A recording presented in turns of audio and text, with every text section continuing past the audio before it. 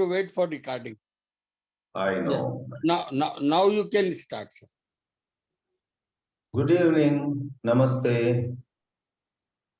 All of us are engaged in these dialogues, in these discussions. We apply our minds to these topics. We dwell on very challenging questions. Who am I? What is life all about? What causes sorrow? What causes freedom? What brings about bondage? What is ambition? And so on. Our attempt has been always not to go philosophical, not to go into the study of some literature, not to study somebody's views, somebody's school of thought. Rather, our attempt is to study our own living. Though we may look at the pages of a book once in a while, the spirit of our quest is not to master any book, not to be an authority in some theory that some scholar would have developed very wonderfully in his books, in his magnum opus, some book that is regarded as the work of his life. Whatever glory is attributed to the works of different thinkers in this world, I would like to emphasize once more that the spirit of these dialogues is not to stand under the umbrella of some great thinker or some great writer. We are not concerned with anybody's greatness. For thinking of somebody of India or the West or anywhere else, that's very great. And to be carried away by the fame, name, the glory, etc., would only take us away from understanding our own life. Therefore, making this preliminary remark that we actually wish to understand ourselves, our conflicts, our boredom, our unhappiness. We want to just understand that. If some book gives us a little help, we are not against any book, but we refuse to worship any book. We refuse to worship any particular philosopher as such. With these comments, let me enter the theme that we have chosen for this Thursday evening, the I consciousness and the choice of conflict. The I consciousness is a compound word, I hyphen consciousness, which implies our consciousness is always marked by, characterized by a certain sense of who I am. To me, this expression, I consciousness, necessarily refers to a certain self-description. It's not some so-called pure I or a mere sense of I. A mere sense of I or a sense of mere I can never give us any problem. Sometimes when we wake up for just a few seconds or less than that, we just have a sense of I am. And there is no fear, there is no loneliness, there is no anxiety, there is no regret in that just mere I.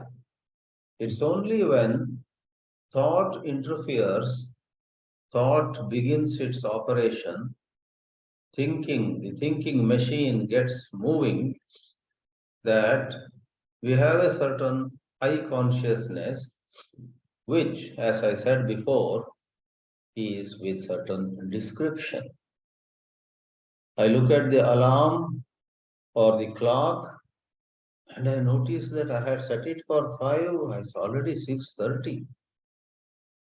And my mind says, thought begins to say, if I have a certain conditioning, then thought says, you have become very lazy these days. You didn't even hear the alarm. Or somebody else has some other conditioning. Not all feel guilty when they get up late. Some celebrate also in this world. Somebody with some other kind of conditioning may say, wow, these days I am getting such good sleep. Though the alarm was set for 5, I don't even remember whether I shut it down or it stopped on its own, God knows. But I'm so happy I slept like a log of wood at 6:30.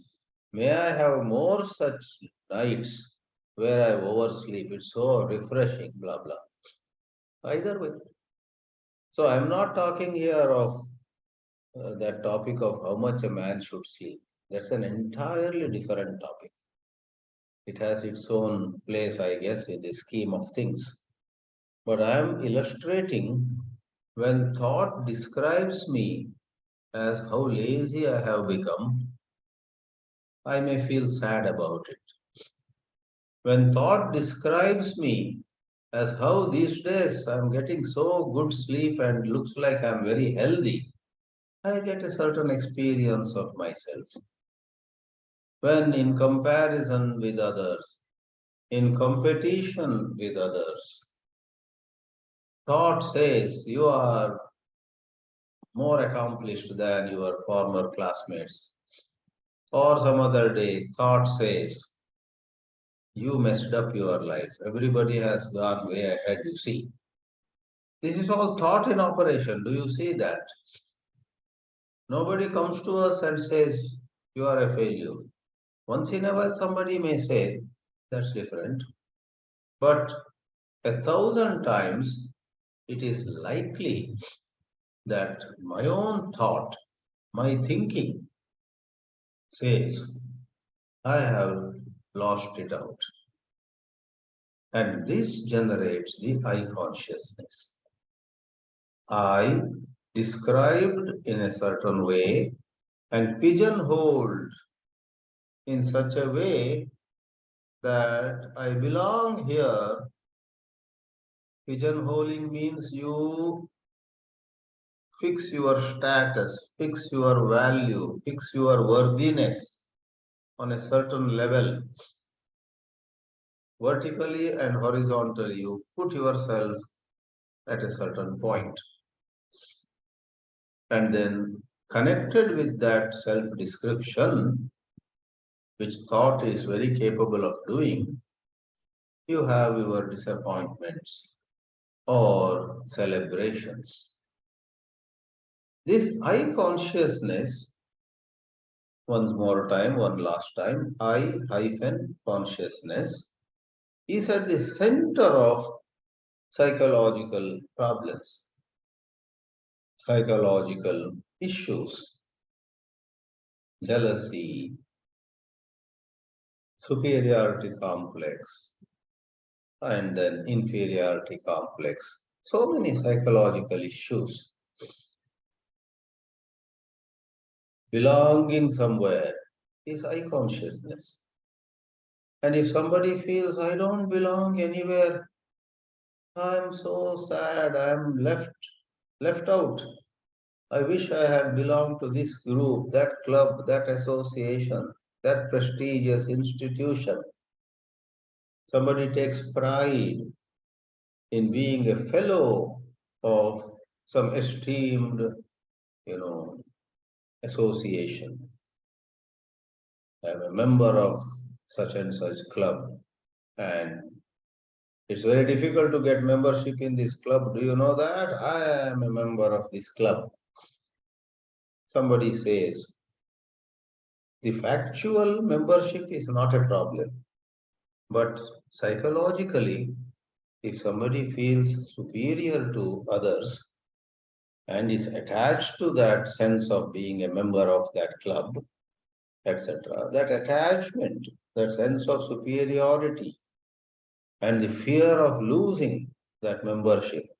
Some places, they may discontinue your membership on some grounds, and you dread that. You are scary of such a possibility. You want to continue as member of that esteemed organization. So, friends, that should be enough to describe what it is we are talking about. I consciousness is how thought describes us in a certain way and makes us a party to judgment, comparison, etc. In the second line of this theme that we have picked up today, we have an expression, the choice of conflict. That English is a little peculiar. It could also be called the conflict arising from choice. So is it choice of conflict or conflict of choice? That is, a language issue. In English, there are sometimes some expressions.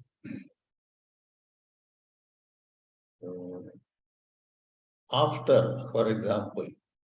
Generally, the word after implies two events. One happened first, after that another happened. So on the axis of time, something that comes later gets the expression after.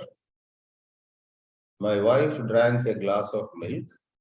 After her, I drank a cup of coffee, somebody says. A simple use of after.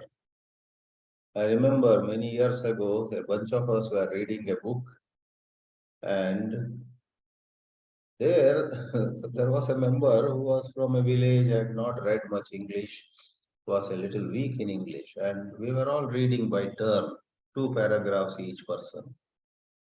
And there was one sentence where some Himalayan sadhu, he left everything. He did not go after money.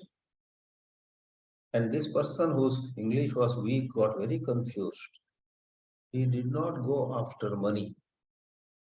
He took the word after only in the sense of two events. Money must have gone first, and after that he went.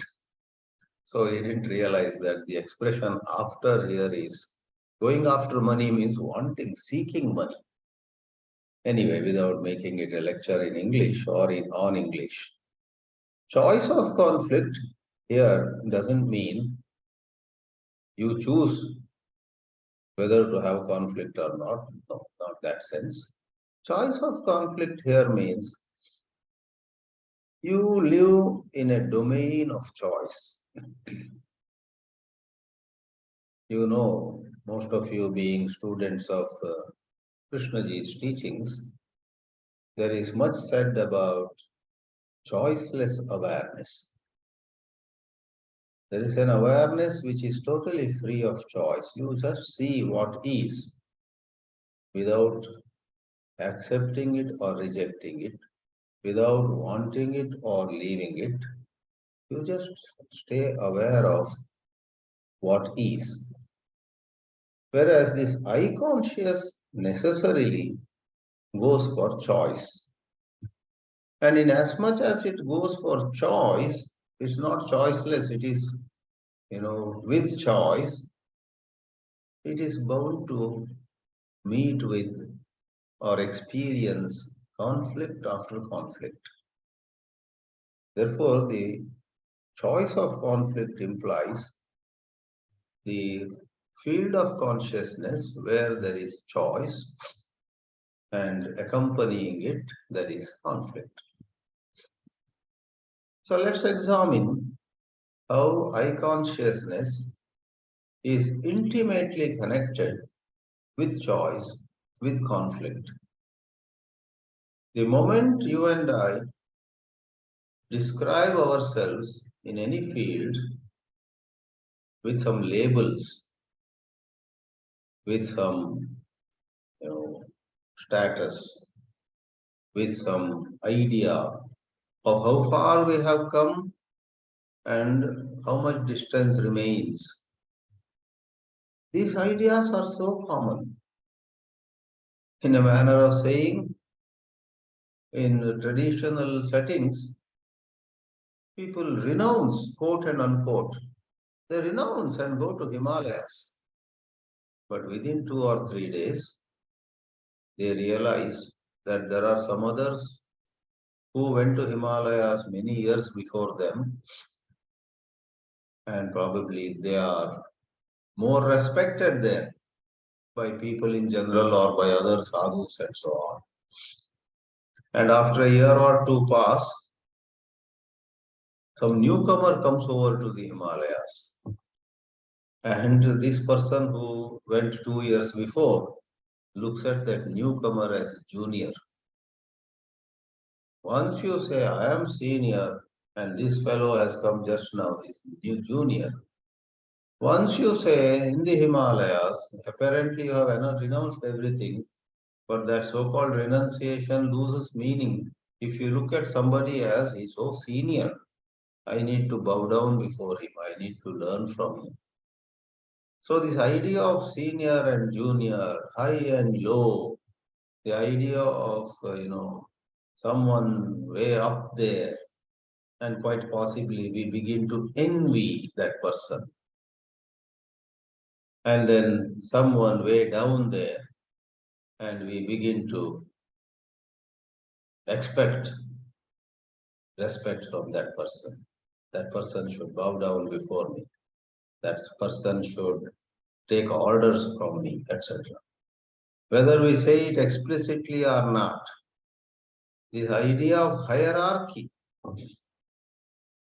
is self-contradictory if it is in spirituality. I think Krishnaji once made a statement. Hierarchy in spirituality is a contradiction in terms, he said. In organized religion, you have the Pope way above everyone else. Then I guess cardinals and bishops and then other fathers and so on. So it is in Jewish religion, so it is in Islam, so it is in Hinduism. Some Mathadipati, some Mahamandaleshwar, somebody just Mandaleshwar, somebody is just an ordinary Swami, and so on. In priesthood also. And Sri J. Krishnamurti debunked this.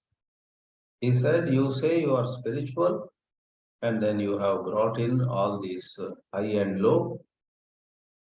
Spirituality and this business of high and low are a contradiction between each other. Therefore, he said, hierarchy in spirituality is a contradiction in terms. And like many other sayings of Krishnaji, that also is not clear to many people at first reading. They need to think about it. For the human mind has got accustomed to hierarchy everywhere, and it welcomes, it accepts hierarchy in spirituality also. So, how is eye consciousness intimately related to choice of conflict? If you say intimately related to choice and conflict, or conflict and choice, or conflict of choice, all of them boil down to the same. There is conflict, there is choice. Okay, so how? That's the beauty of it. This topic goes to the crux of the matter.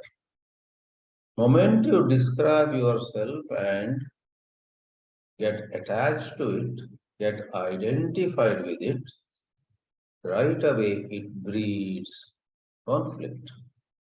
Right away it begins to generate in you a sense of, how I wish I was that, how I wish I was this. Unhappiness is necessarily connected to this I consciousness. One is unhappy in every small and big matters. And this unhappiness is the result of self-judgment. Can we, when something happens to us, we fail in an examination, or we get rejected in some matter where we also wanted something and the person at the counter or person at the other end said, sorry, you are not eligible for this. Please leave this office right away. So that is what actually happens. But psychologically, there is no necessity, no need to feel depressed, nor should we feel elated when we are out of 1,000. We are the ones that get selected for something, the chosen one. Psychologically, if you inquire into the matter, there is no need to feel elated. This elation, one feels elated, one feels excited, one feels, I am special. 1,000 people wanted it and only I got it. You see, I am special. That is what I am calling elation. And so many of them got it, but I was the one who was told I was ineligible on the basis of my qualification or my talent or my caste, creed, color of skin, height, weight, or some gender, something. I was asked to leave the place. Ooh, suppose I feel sad. This keeps happening in worldly life, right? And we are examining the very fundamentals of the so-called worldly life. Why do we feel low or why do we feel high? Because thought does not stay quiet. Moment we are asked to leave the place, thought has a commentary to deliver. You know how in cricket you have commentators. When I was growing up, my own English was rather weak that time. Up to 10th grade, I did not study in English medium. I studied in Kannada medium, and even to give a 5 minute talk, I had to prepare 2 or 2 hours if need be. First of all, I didn't give English talks till about 10th standard. So that time in our town, there was one person who perhaps had lived in Bombay or Bangalore and had come to the small town. And whenever some little cricket match was going on in our small town, he would come and he would give a running commentary on the cricket match.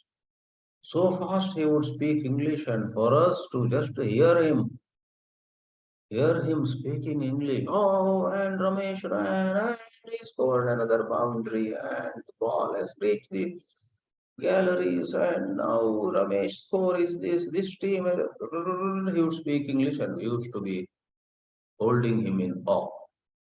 Now, without going much into those analogies, this thought machine in our inside does that commentary job. Let's say I did not get some object that I had desired. The thought machine says, here you go, you did not get this. That means nowadays you are not lucky at most places. Wherever you go, you have been failing. Please recognize this. You are not good. Now it's time for you to just retire and not show up anywhere in any competition. Blah, blah, blah, blah, blah. It will go. My childhood memories of cricket commentary was like that. First of all, I would not understand 90% of it because my English was weak those days. But what I remember is cricket commentary on English, cricket commentary in English. Good way. Like a machine gun, so many English words would come describing how this batsman ran and how that fielder caught a ball, etc. Our thought is like that. And thought giving such incessant comments, putting heaping labels one upon another, creates this I consciousness, and we get hijacked by that bundle of images.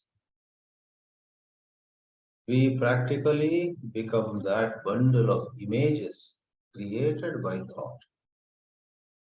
And this bundle of images is called I consciousness. And in the light of all those labels, descriptions, judgments, a certain consequence takes place. I may feel very low. I'm unhappy. And once in a while, I may feel on top of the world, like they say, I'm on cloud nine. I am in the seventh heaven. There are so many idioms when you want to describe how happy you are. That is nothing but delayed sorrow. The happiness of this ego process is nothing but a prelude to unhappiness. For that moment, it looks like, wow, how nice. But a few minutes later, you will find something more about the whole matter and feel depressed. Okay, where does choice come in? Obviously, when you feel unhappy about the dress you are wearing. You then look around and wonder how I wish I could have got that dress he is wearing, or this dress this other man is wearing. If I had the money, would I buy this or would I buy that? So then we are on a ride, on a long ride of various options. Sometimes I'll say 2 or 3 points more and pause. People wonder, you and I could also wonder, if there were no such I consciousness, what would happen? Sometimes we think that a certain I consciousness, certain image about ourselves is necessary to live life. That is the major basic confusion people have. As applicable to a particular context, your grandchild comes running to you as an example. Of course, you need the sense of this is my grandchild, I am her grandfather. That is not the issue here. Those are all functional, you know, self-descriptions, very necessary to. Please note, you need to distinguish between functional self-description. You enter a classroom, you are a professor of mathematics, you stand near the blackboard. Imagine if you were to lose that sense of I am maths teacher. How will you give a lecture on maths? How will you explain quadratic equation or vector calculus or something? Throughout those 50 minutes of the class, you need to have the idea, I am the teacher here. This is a second year BSc class. I better cover the portion. I need to help these girls and boys get clear about this topic. So you carry the I consciousness. We are not talking about that. But there can be in the same maths teacher teaching a second year BSc in a college, certain other thoughts. I better leave this college. My services are not appreciated. They promoted that other fellow who had joined 2 years before because he belongs to the caste, which is what matters in management here. Some such judgmental issue, whether it is really so, is questionable. That you are the maths teacher is not questionable. But your idea that you are less worthy or has been regarded as less worthy, the other teacher was regarded as more worthy, you are less moral and that person is on a higher ground of morality, or the management is anchored in certain caste bias, may or may not be. Double check. Don't jump to conclusions. Their psychology begins functional and psychological. So I'll answer this part. Other than functional eye consciousness, suppose we don't have any other eye consciousness, will life grind to a halt? Really speaking, if we continue to wonder on that, what it would be, we've tried to imagine what it would be if I were to be completely free from psychological burdens. That imagination will add to your psychological burden. Therefore, Krishnaji and those who are adept, who are truly wise, advise us, for heaven's sake, don't get carried away by fanciful imaginations of what it is to be without eye consciousness. Would it be death? Would it be stagnation? No. What you need to is, here is eye consciousness. Do not start imagining what it is to not have eye consciousness. Here is eye consciousness. You are burdened. You are trying to choose between A and B. You are therefore having conflict. You are not accepting who you are, and your eyes are upon what you are not, but what you want to become. In this way, you are being torn apart, and the advice is be with that process, that thought process. Be aware. Be with that, what we call what is. I am being pulled towards another image. I have an image of my neighbor. How happy he must be. Because he has an expensive car and his wife seems to be so made for him, and his job seems to be also very satisfying. Whereas my wife, my car, my house, my are not so good. Thought starts saying, right? So I am being pulled, I am being attracted towards the image I have about my neighbor. What that neighbor really is, we don't know. We only imagine. So, can we be alert enough not to be hijacked by thought, by imagination?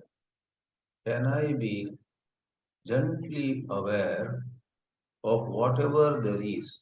What is there? This being pulled is the, is the reality now, or maybe you call it actuality.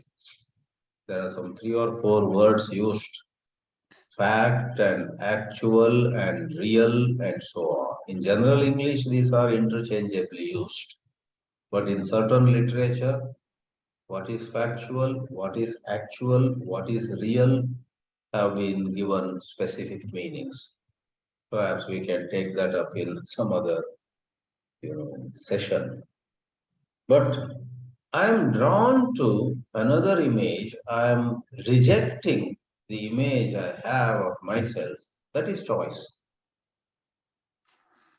And therefore there is conflict. Whereas without changing really, if I just stay aware of what is, that awareness itself, in as much as it has let go of the moment of choosing, is choiceless awareness. So let me pause saying this I consciousness, this experience of choice, this turmoil of conflict, all of them are one process being seen from different angles of view. This needs to be examined not through analysis, not through philosophical analysis or philosophical approach, but through gentle awareness. Thank you. Thank you very much, sir. May I request Harshad Parekh, sir? Please unmute and say. Harshad Parekh, sir.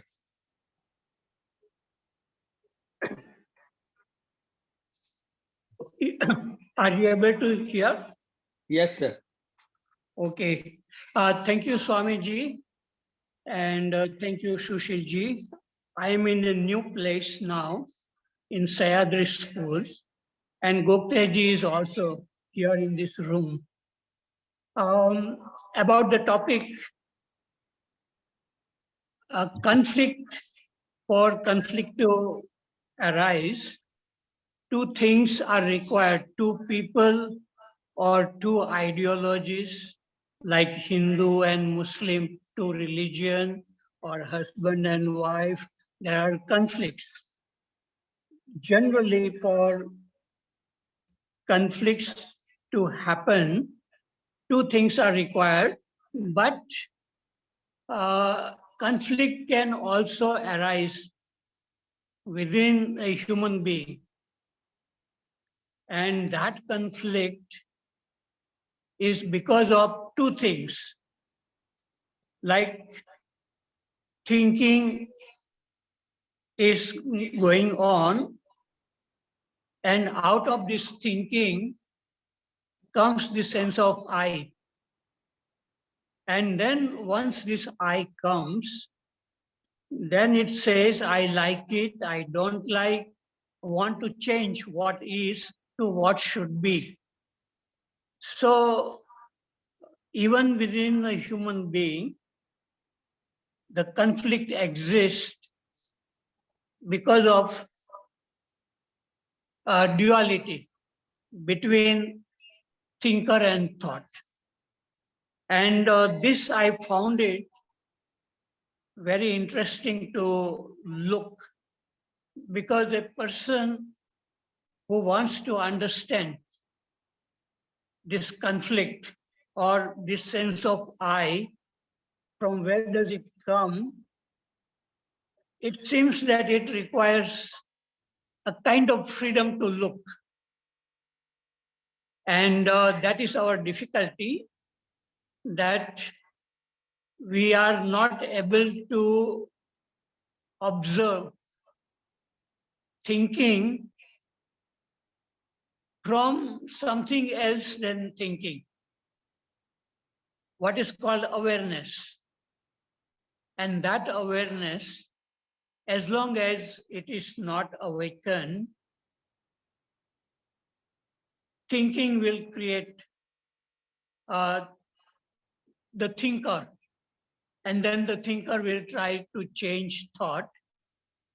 So this is the problem which has been there in humanity for thousands of years. People have been fighting in the name of religion or in the name of nationalities. And even at a family level. So where if a person really wants to understand the whole humanity, because the whole humanity lives within a human being, within us lives the whole humanity. So if we want to understand, we have to really be very, very silent, very curious, with a lot of attention given to the thought process itself. And if a person is able to do it, at least when I try to do it, my mind stopped. And that I found a different First time a different state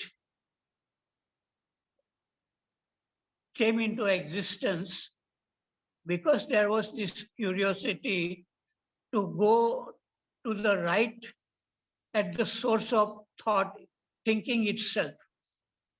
So that is why they say that in spirituality, the fundamental question is, who am I? What is this thing called I? From where does it come? So when this question becomes very, very interesting, and not trying to understand the whole world out there, America or Russia, or geography or chemistry, but from where do these thoughts arise? Can one go right at the source of thinking? And that itself requires a freedom. So as long as that freedom has not come to look curiously at the beginning of a thought, we will be living in the plane of thinking and feeling and creating this I consciousness out of that, and then conflict arising. So for people who are interested in religion, spirituality, this is the fundamental question: who am I? Is it possible to look at the beginning of a thought? And Krishna ji explains everything in many, many different ways, but we can get lost into the explanations. So what is required is a curious, silent curiosity to look within our own self. And initially, one may need aloneness, a quiet environment like a study center or nature, and then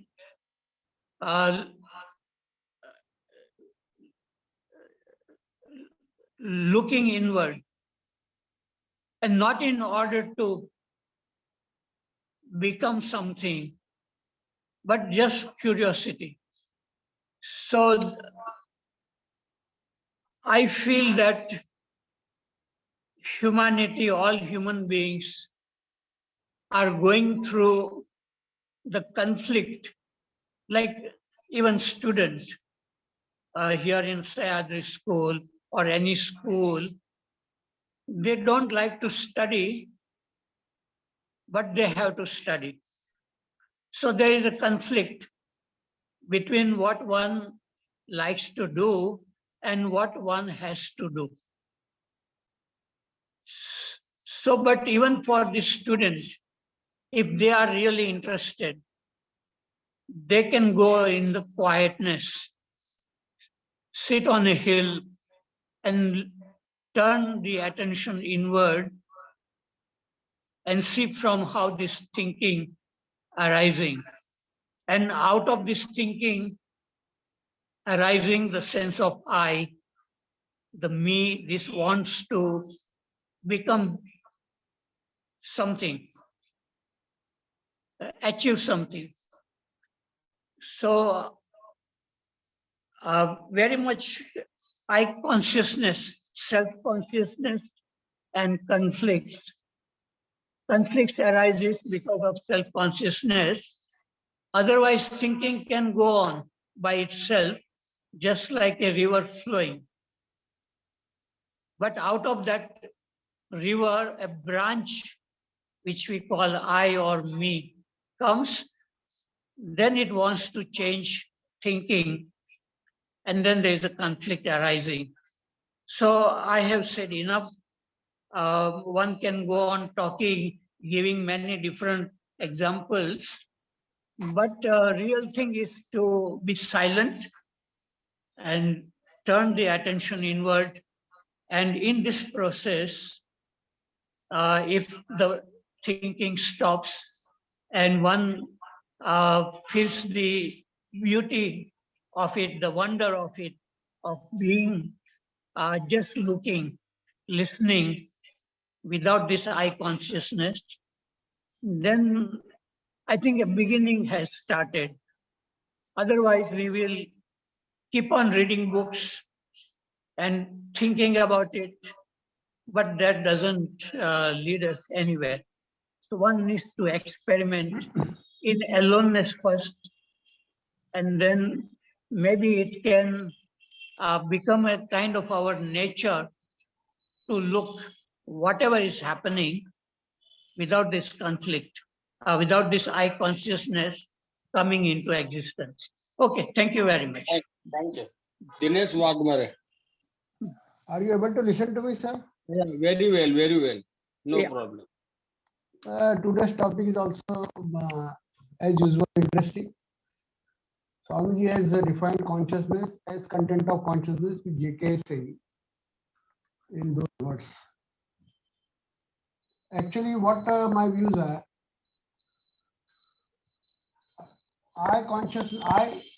whenever a person has the experience of existence, as soon as he wakes up and there is a boundary of body, when he experiences that, he has got I, rising of I.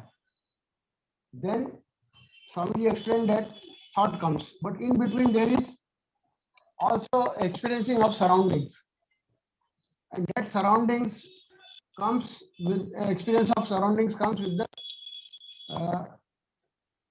senses, data of senses. Now this senses data is always limited. It has got a band of view.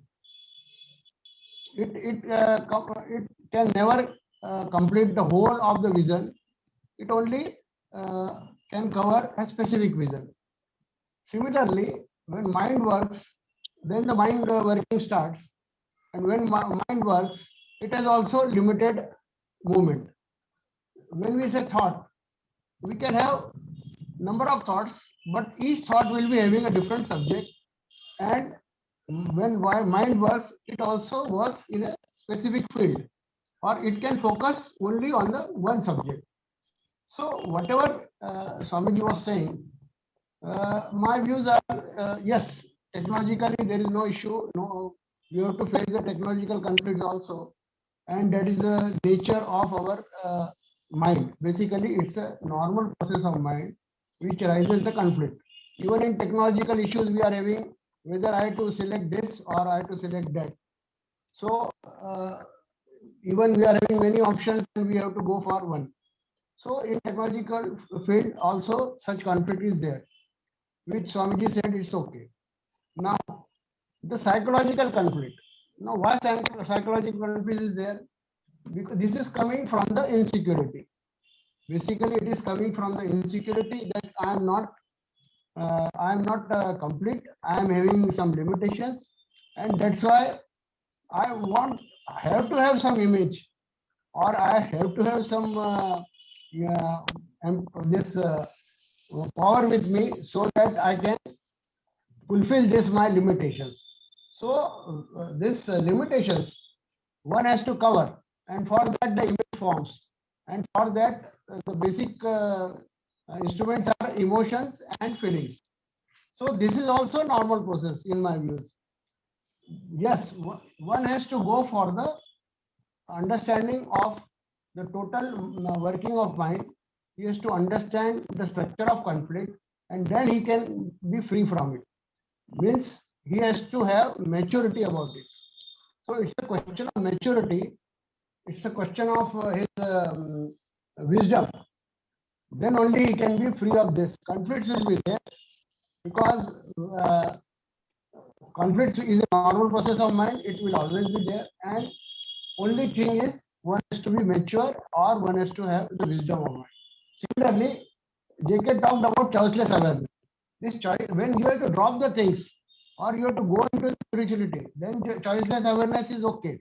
But when you have to take action in the your physical world, then then wisdom is required.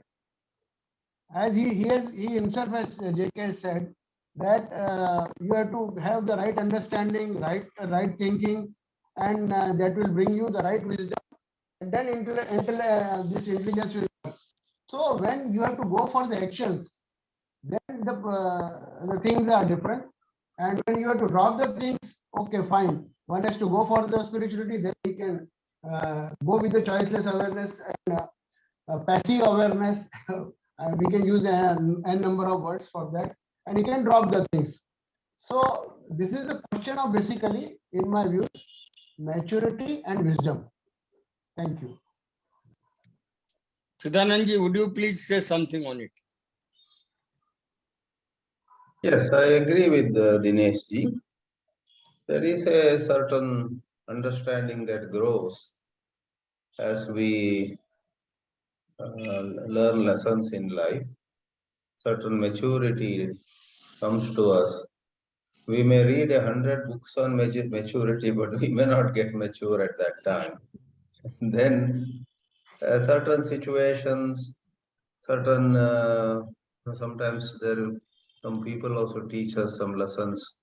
I mean, they don't teach really, but they create a situation where we really become very introspective. Uh, we take a second look, we take at our own responses to situations from different angles of view. That's, I think, the genesis of maturity. So I would agree with the previous speaker that beginning to question the movement of thought, beginning to get insights into how thought operates, happens in certain maturity. Beginning to distinguish psychological dimensions from functional dimensions also is such a subtle affair. Probably it is something like how, not everybody can distinguish a true precious stone from a fake one. Somebody like me cannot even distinguish gold from fake gold, real pearl from some fake pearl. In a lot of things, we fully trust the shopkeeper. Even in religions, there is something called Rudraksha, You go to Rishikesh or Haridwar or in Kashi, you want to buy a Rudraksha near Kashi Vishwanath temple. They will show one Rudraksha and say, this is some Ekmukhi, iska 1 lakh rupiya hai कीमत. And we have no way to find out. We have to trust the. So coming back from that analogy to here too, whether I am egoistic or I am rightly demanding respect due to me is not easy to distinguish. Whether I am hard or harsh on somebody on very objective evaluation of the situation, or I have a bias against him, I have prejudice against him, I have, looked at him from some consideration which is not really right. So life is full of such conflicts. But that one word which Dinesh ji used, maturity, makes all the difference. This morning I read there is a lady of Indian origin, I don't remember her name. She is blind, but she is a professor in some subject in New York University and has written books, is very famous. But now she is in troubled waters. This morning the news was a former student of hers who perhaps studied 10 years ago under this professor of Indian origin who is blind in both the eyes. The former student has gone to court just 2 days back. She has moved the court saying, when I was a student under this professor in New York University, she made me do all kinds of things for her because I was student, she was professor. She made me do a lot of personal service to her.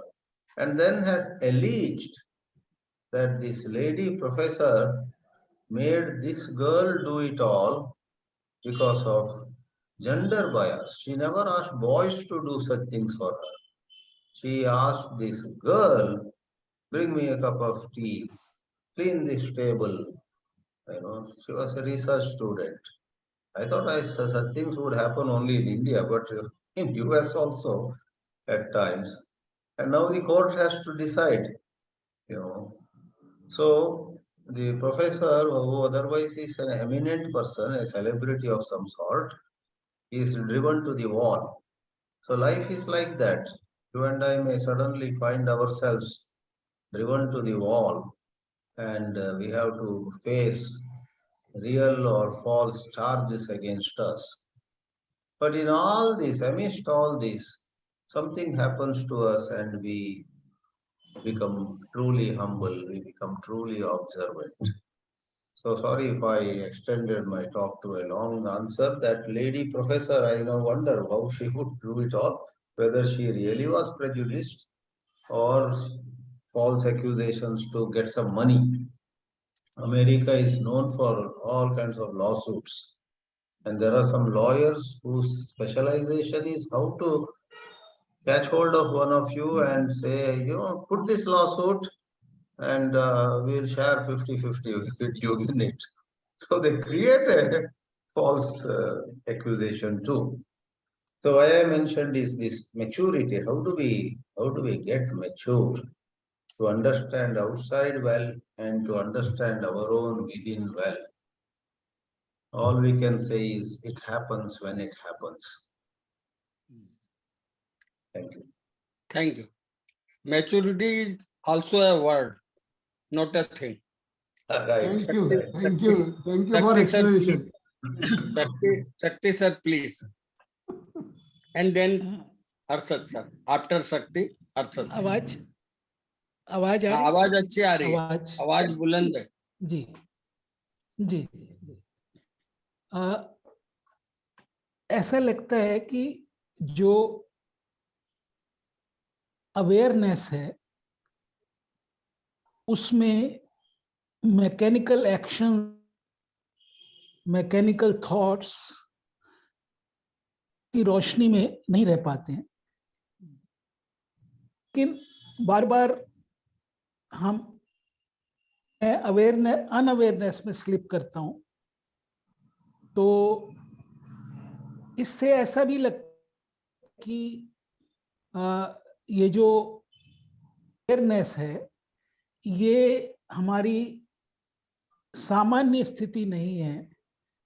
इसलिए जैसे अभी हर्षद जी ने कहा कि जब हम होते हैं अपने साथ तो उस समय विचारों को देखना है, और या जैसे कृष्णमूर्ति आमंत्रित करते हैं कि आप उस पेड़ को देख सकते हैं बिना किसी शब्द को बीच में लाए। तो इस तरह के जो छोटे छोटे प्रयोग हैं, कहीं ना कहीं ये लगता है कि अनअवेयरनेस एक बहुत गहरी आदत बन चुकी है जिसको अनलर्न करना बड़ा जरूरी है। Thank you sir. Prasad sir, Prasad sir please. Yes, sir. Sir, for me, firstly, the two words, conflict of choice and the choice of conflict, are not synonymous. We have to, Swamiji has clarified his meaning. He meant conflict of choice, not the other way. So let us stick to conflict of choice, that is conflict arising from choice. So that is a matter of conveying meaning correctly. So I leave it at that. I take it as conflict of choice. Okay. Then on this substance, eye consciousness, as Swamiji has clarified, when you get up you know you are getting up. That basic I consciousness, it doesn't create any problem anywhere. It is absolutely necessary also. He has also given the example of the grandchild coming to the grandfather. The grandfather has to receive her as my grandchild. There is nothing unreasonable about it. It is essential. So that is, but then the problem is, along with I consciousness, this I grows into an ego. That is where the problem comes. And this ego or the self is a matter of everything. It is your past memories, your past experiences, your present desires, your present ideologies. So both past and present and even future are covered in this ego. Krishnaji has always made a distinction between discharging a function and deriving status out of that discharge of function. So it is not very difficult to see whether you are discharging your function or you are deriving some benefit, some status, some fame out of that. Of course, I think it is very difficult for somebody who is totally untouched by K to know that distinction. Otherwise, our politicians would not be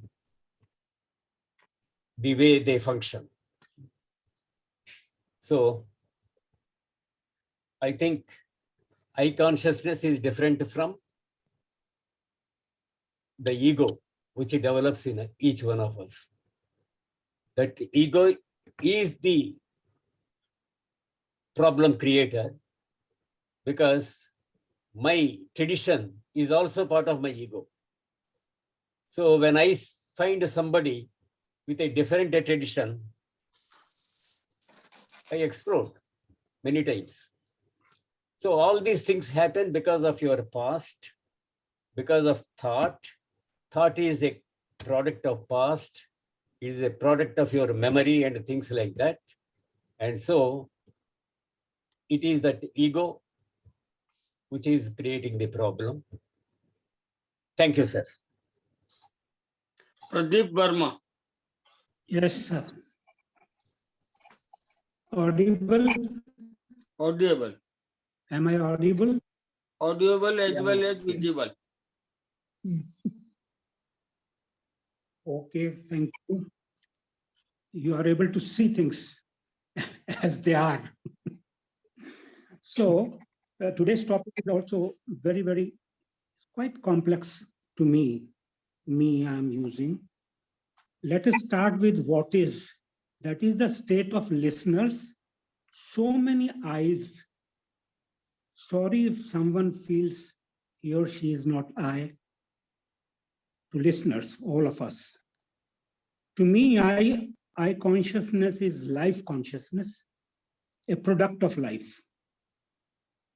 A product of life. How life originated, nobody knows. You see, I am that, I am some Mahavakya. I am that, I am, which means what? At least I am not this. This. We neither know for sure what is I, what is consciousness. Although we talk about it, what J.K. said, content of consciousness is consciousness, and all those things we remember, we know it very well, and without talking about container. But we are using these words. Choice and conflicts are definitely subjective in nature. Because of conditioning of centuries, I say centuries, at least this life and beyond, before that also. We may not be able to read them like a book that way, but those things are working in me.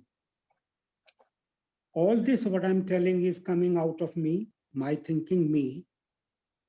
Whatever I am listening also is thinking and thought. What is pure I without any association? Even a newborn child picks this I very early and for its advantage. We have already taken a loaded view of I. Even instincts are associations. We may not be able to read them as words. All the living things receive images and respond. Images and respond. They may not be able, nobody defines it, nobody knows it, so it doesn't, we can't. Man cannot define it. We don't need a Buddha to tell us that life is suffering also. I'm not saying suffering only, suffering also. We frequently talk about tree. We are always talking about tree. Can you see a tree? How do you know it's a tree? It's a tree is an image. At least that broad image is there. Now, what type of tree is there today at this moment, to me at this moment? That makes it this thing. But tree, already you have an image. That's why you say, can you see that tree or a flower and all that? So, and I think somebody was talking about distinction. When you, Vivek Buddhi or something like creates, but distinctions create conflicts. You see? So all these things are there in my mind. I am an I know I am using this I frequently. And nobody can give it to you, another. So distinct I am a distinct I. Nobody can give it to me.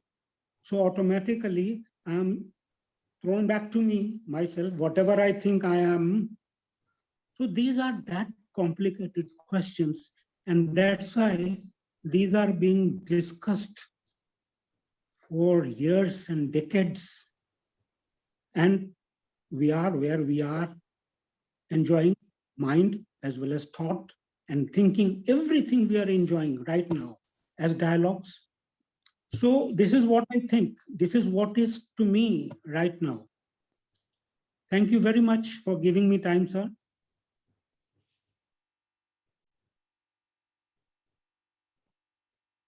Shankar sir. Yeah. From long time I have this question today I want to ask you.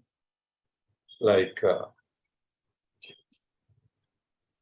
Krishnamurti ji has negated everything. That word is not the thing.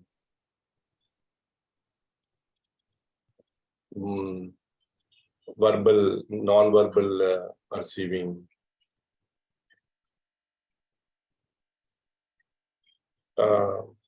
Observer is the observed. Many things, in many ways, he has told the same thing. But he never said one thing like what others have said, like Ramana Maharshi and all have said. He never said this world is an illusion. Just because you are seeing this matter through name and form, through knowledge, I see a matter and call it as a body. I also call it as a human body. I also call it as a wife. I also call I am a husband. All these things are being told because of the knowledge given to me by somebody. So there's nothing like wife, there's nothing like family, there's nothing like a house, there's nothing like a car. It is all you're perceiving like that. It doesn't exist. All this doesn't, because you're seeing through these names and forms, they look like that to your mind. But in reality, they don't exist. What exists is only the matter around you. He has not concluded like others that world is an illusion. He not even said it is being projected from the mind. The world is projected from your mind. He has not even said that statement. I want somebody to correct me. Maybe I'm totally wrong. Thank you.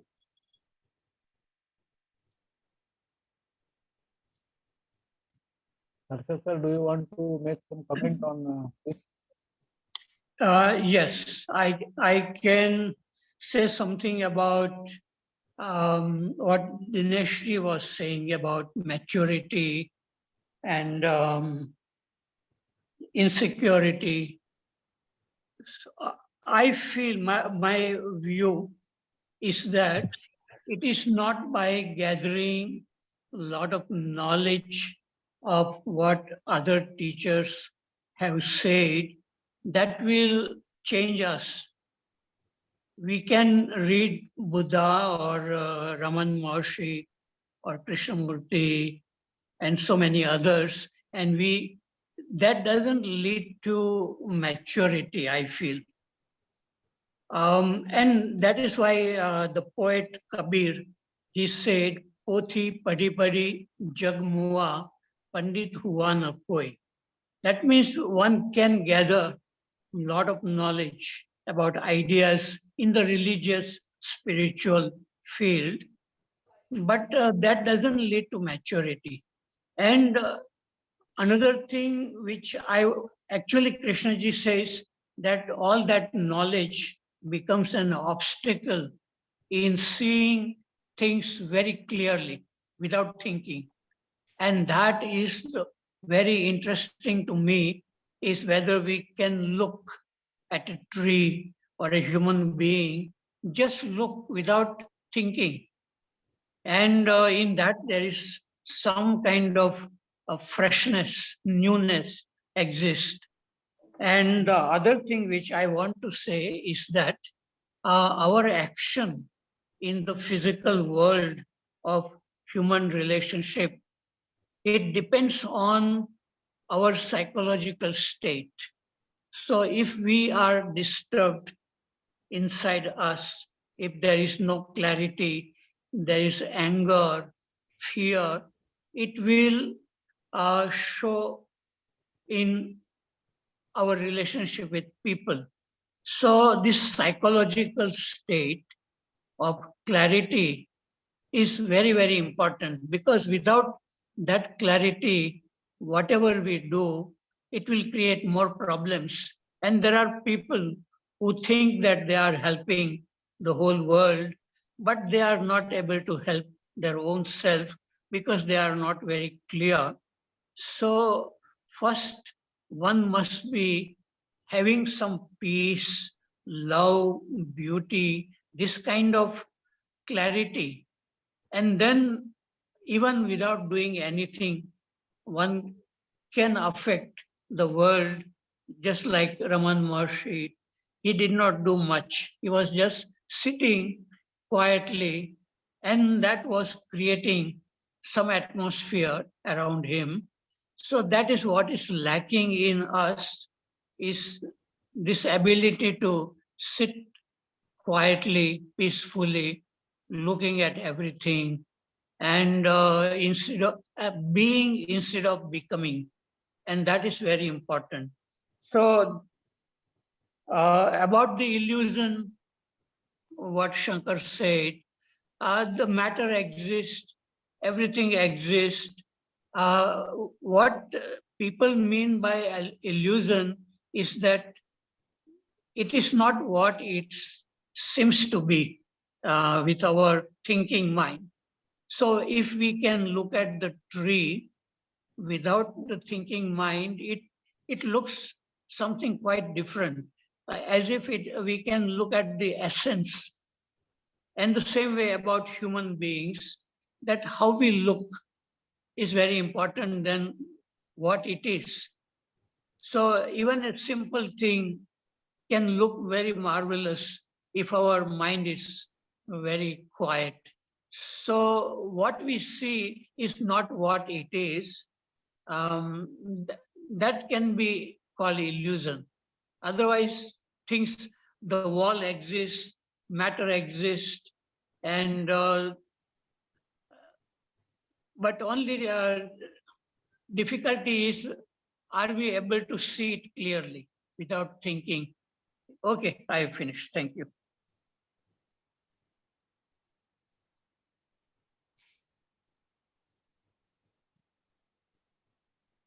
Prasad, sir. Sir, firstly, to react to Mr. Shankar's statement, he said, Krishnaji has never called this world an illusion or anything like that. I think he is right. As he observed, Krishnaji has never called this world an illusion or anything like that. This word Maya, etc., it doesn't figure in his teaching, so far as I can see. And actually, he has always been saying that it is for you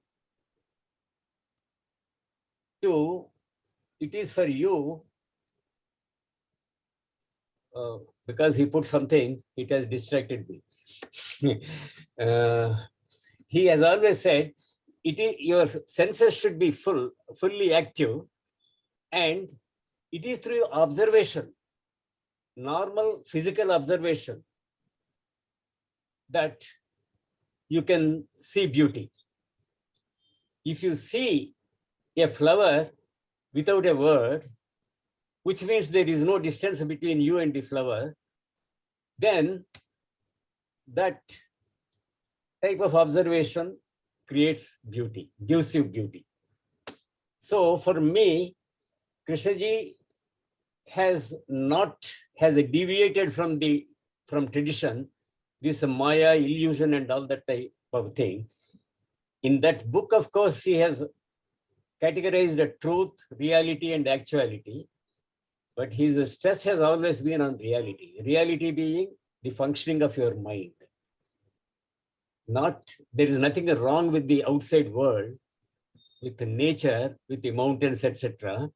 But everything is wrong with the human mind. It is a human mind that creates a conflict. And so I leave that at that. So the point I wanted actually to make is this I consciousness is basic to humans. Does a cow have I consciousness? Krishnaji said, tree doesn't have that ego. It doesn't have even I consciousness. Possibly. It just exists. A tree just exists. An animal just exists. But humans have this instrument called a language. When there is, with this language, starts this I consciousness. For a child, you give biscuit. This is your biscuit. That, when we say it is your biscuit, that starts I consciousness in him. Oh, it is mine. This is mine. This is different from his. I have to be possessive and all that starts. So, I consciousness is basic to humans and maybe nothing wrong with that. It is actually necessary. It is the ego, its wild form, that is creating problem. Thank you, sir. Shakti, sir, please. Sir, this Shankarji's query, sir, I am giving an academic answer to your existential question. This about illusion, I think, though Krishnamurti doesn't talk about illusion as Shankara and others, they talk about illusion.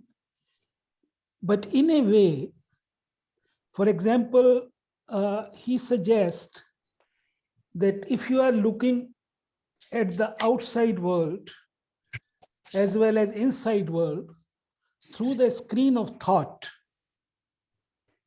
if you are looking at it in unawareness, so that is not the real thing. When you are looking at a tree with complete attention, hence without interference of thought, then you see the tree. So in a way, whatever we happen to see without and within through the screen of unawareness is in itself illusory. This is my inference. I may be wrong. Thank you very much. Thank you very much, sir. Shankar. Shankar, please unmute. Yeah, thank you for unmuting. Why I said that is, suppose I made a big marriage of my son, spending millions of dollars. A lot of people have come, had food, so much decorations, this, that, mantras, pujas, everything I did. Okay, that is all what Krishnamurti is teaching. Then they got married and they started living in the house, in one house. That's all. They just lived like that. No children, no sex, nothing. Because the purpose of doing this marriage is to have sex and enjoy the beauty, produce children, continue the progeny of human being. That is the purpose of marriage. You don't need all this paraphernalia of the rituals, mantras. There are many people, they live in without any marriage. They have children, they enjoy the bliss of the marriage. They share their help each other and all that. That is the beauty of the marriage. So what I felt is, by not telling the disciples that world is an illusion, to make you understand how this world is an illusion, I am telling all this teaching. Many people of Krishnamurti don't understand why he is telling all this teaching. The main reason behind this teaching is to tell people that this world is an illusion, my friends. You people know better than me, I don't have to tell you. Without this enjoying the beauty of the illusionary world, without knowing this, you read Krishnamurti for a million years, there's no use. Even if you see tree without the name of the tree, just like that, that is no use. Unless you understand that. Because of illusion, I'm seeing it as a tree. Because of illusion, I'm seeing her as a wife. That beauty, there's a lot of beauty in that. Sorry if I contradict somebody's opinions. Thank you. Thank you, Shankar. This Sunday we will have Javier with us. So if you don't have time, please make yourself free to attend at 11 o'clock. Mr. Waghmare, you can finish it within 2 minutes. Are you able to listen to me? Yeah, Yes. everybody is able to listen. Krishnamurti has many places referred false. One has to go into deep. What does he mean by the false? He said that you have to negate the false. You have to see it and you have to negate the false. He has not used the illusion word at many places, but he definitely used the word false. Thank you. Thank you very much, Dinesh sir. Thank you very much. And now I finish it. Now I wanted to finish it. Pradeep Verma ji, you are left for comment on Javier. No, thank you. Javier. On Javier. Or everybody is requested to come. It's my personal request. I'll have him with open hands. Yeah. Art of living, listening. Thank you. Thank you. Thank you Kamlesh all. sir, please. Thanks Please. all.